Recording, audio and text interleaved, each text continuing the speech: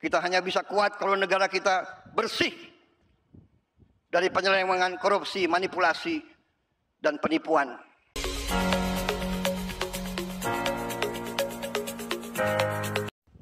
Saudara-saudara sekalian, jangan Pancasila menjadi mantra, jangan Pancasila jadi slogan. Kekayaan bangsa Indonesia besar. Kekayaan bangsa Indonesia harus dinikmati oleh seluruh rakyat Indonesia. Semua penyelewengan, semua kebocoran harus berhenti. Semua pejabat yang tidak mampu melaksanakan tugas lebih baik mundur sebelum saya berhentikan. Saya percaya dan saya yakin pada saat sekarang ini, di mana bangsa Indonesia di tengah tantangan global, kita harus kuat. Kekuatan kita hanya bisa datang kalau kita kompak bersatu. Kita hanya bisa kuat kalau negara kita bersih dari penyelewengan, korupsi, manipulasi, dan penipuan. Saya kira itu inti daripada apa yang ingin saya sampaikan. Saya mengajak sekali lagi seluruh rakyat Indonesia bersatu. Perbedaan jangan menjadi sumber gontok-gontokan. Ini selalu yang diharapkan oleh bangsa-bangsa asing. Kekuatan-kekuatan asing yang tidak suka Indonesia kuat. Tidak suka Indonesia kaya. Ratusan tahun mereka datang. Ratusan tahun mereka adu domba kita. Sampai sekarang. Dengan uang, mereka membiayai LSM-LSM untuk mengadu domba kita. Mereka katanya adalah penegak demokrasi, HAM, kebebasan pers. Padahal itu adalah versi mereka sendiri. Saudara-saudara sekalian, saya tidak mengajak bangsa Indonesia untuk curiga sama bangsa asing. Kita tidak boleh dipermainkan oleh bangsa manapun. Kita ingat kata-kata proklamator kita. Bangsa Indonesia harus berdiri di atas kaki kita sendiri. Saudara-saudara sekalian, para pemimpin kita adalah manusia. Para pemimpin kita banyak kelemahan dan kesalahan.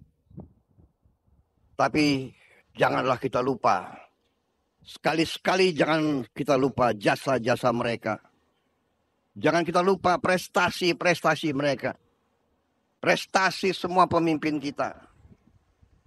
Sambil kita belajar dari kekurangan-kekurangan mereka. Wujud kesetiaan kita kepada Pancasila. Wujud kesetiaan kita kepada NKRI adalah seluruhnya. Terutama para pemimpin.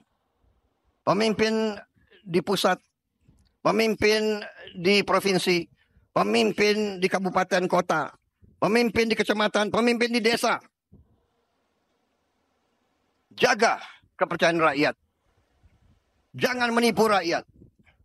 Jaga kekayaan rakyat. Jangan mencuri dari kekayaan. Ya, sebetulnya ini kan sudah dialokasikan terkait dengan pembayaran pensiun bagi PNS dan juga TNI Polri yang sudah purna kan gitu. Jadi kalau disebutkan ini sebagai membebani APBN, ya tentu ini adalah bagian dari pengeluaran rutin gitu. Baik, tapi apakah skemanya selama ini cukup membebani APBN dan skema apa yang mungkin menurut DPR ini lebih tepat? Ini kan sudah berjalan dari tahun 1986. Jadi kalau disebutkan bahwa ini membebani APBN bukan seperti itu. Ini adalah pengeluaran rutin, belanja ya memang yang diperuntukkan bagi teman-teman ASN dan pegawai negara yang sudah pensiun begitu. Baik, kita tahu ada rencana untuk mentransformasi pembayaran pensiun ASN dari Taspen dan Asabri ke DJPB. Tanggapan dari DPR seperti apa? Iya, tentu ini kita masih pelajari. Kita sedang lakukan pendalaman. Kemarin kami lakukan rapat Dirjen Pembendaraan dengan Taspen dan juga DPR RI. Kita lakukan pendalaman, kita lakukan evaluasi kan gitu. Sehingga kedepannya diharapkan akan ada model yang lebih baik, lebih efisien, dan juga khususnya bagi penerima manfaat itu bisa lebih optimal lagi. Baik, seberapa besar sih sebenarnya dampaknya untuk APBN kalau ternyata ada skema yang baru ini? Kalau dari sisi penghematannya itu memang cukup signifikan. Ini kan ada beberapa pola ya pembayaran pensiun ini yang sekarang ini pay as go kan gitu. Nah, sedang dibicarakan untuk bisa menjadi fully funded, tetapi itu semua masih di dalam tahap pembahasan. Baik, apakah memang meskipun ini rutin dilakukan, tapi karena jumlahnya terus merangkak setiap tahunnya dan naik, ini yang akhirnya menjadi beban bagi APBN? Iya, ini sekali lagi bukan kita sebutkan ini sebagai sebuah beban gitu ya. Memang ini sebuah pengeluaran yang sudah rutin dilakukan. Namun kedepannya kalau memang ada metode yang lebih efisien, kan kenapa tidak dilakukan gitu. Nah, ini yang sedang kami evaluasi sekarang. Baik, lalu risiko apa yang menurut DPR ini mungkin terjadi apabila terjadinya transformasi atau perubahan skema? Ya. Yang dikhawatirkan adalah terkait dengan pelayanan kepada penerima manfaat.